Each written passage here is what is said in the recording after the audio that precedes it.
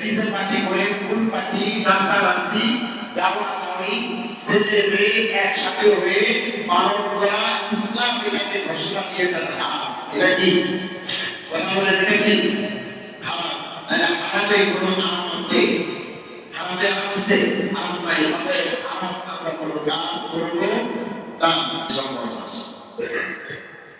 এই ডিসেম্বর মাস তারপরে 2025 সাল শেষের দিকে আসছে 26 তারিখ।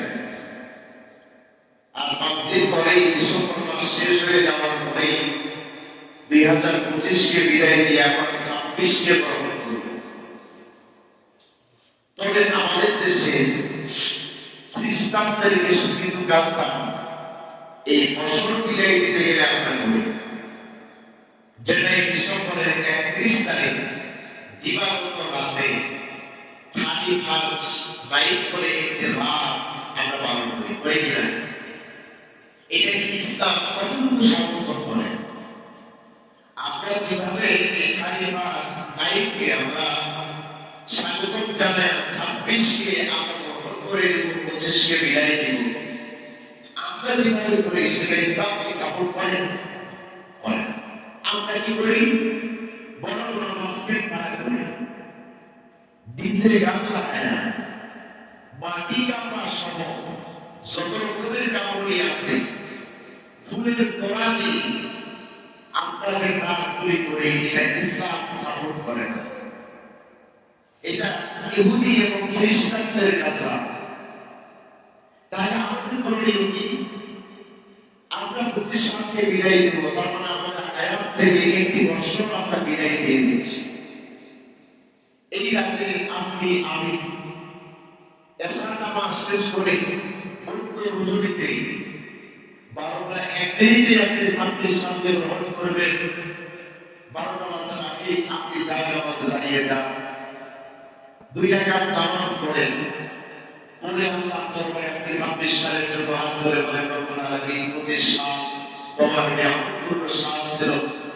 আল্লাহ যত গুনাহ করেছি, যত অপরাধ করেছি, পাপ করেছি, আল্লাহ এই 25-এর যত অপরাধ আছে আমাকে তুমি মাফ করে দাও এবং আগামী সময়টা যতদিন হায়াত দিয়েছো আল্লাহ তোমার প্রতি জবাব তৌফিক দান করে দাও। এটা করা উচিত কিনা?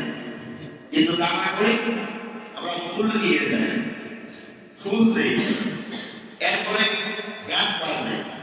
আচ্ছা, এই যে আমরা যেটা করি এটা ইসলাম কতটুকু সাপোর্ট করে? এই কোরআন থেকে বের করি। আপনারা বলতে পারেন হুজুর গান বাজাইলে কি হবে? গান বাজার বিষয়ে যেটা কোরআনে আছে, হাদিসে আছে, অবশ্যই আছে।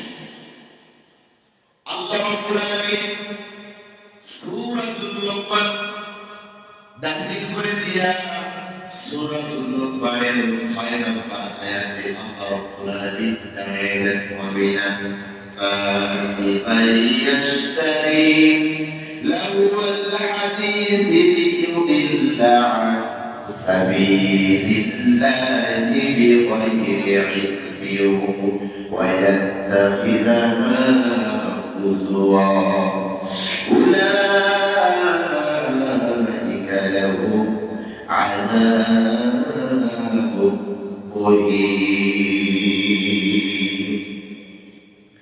আল্লাহ রাব্বুল আলামিন বলেন কিছু মানুষ রয়েছে, মানুষেরা এমন কিছু মনকে মুক্ত করার জন্য, আনন্দ উল্লাস করার জন্য লোকদের কাছে তারা কিছু অপপ্রচার, কিছু ভাষা, অশ্লীলতা, বেহায়াপনা ছড়ায় দেয়। আল্লাহ রাব্বুল আলামিন এই ধরনের লোকদের জন্য রয়েছে লাঞ্ছিত, তাদের শাস্তি এবং আযাবের ব্যবস্থা। যারা অশ্লীলতা, বেহায়াপনা, যারা অশ্লীলতা করবে, বেহায়াপনা করবে, তাদের জন্য আল্লাহ বলেছেন আযাবের ব্যবস্থা। তার মানে প্যাসেট বাঁচায় যারা, এরা কি অশ্লীলতা ছাড়া ভালো কাজের জন্য বাঁচায় নাকি? যারা মাটি কামায়, আজকে মাটি কামায় ওয়াটসঅ্যাপের মাধ্যমে খালি ফাঁস টাইম পালন করে মাটি কামায়, এমন একটা সময় আসবে সেই সময় কবর আপনাকে আমাকে কাঁপাবে, আমাকে বলবে দুনিয়ার জমিনে টিক টিক টিক টিক বাজায় আমাকে কাঁপায়েছো, খালি ভাষাই পালন করেছো, বিয়ে বাড়িতে বাজিয়েছো, পিকনিকে বাজিয়েছো, এরপরে ডিজে পার্টি করেছো, যা কিছু করেছো, আজকে আমার কাছে এসেছো, আমি তো আজকে ছেড়ে দিব না।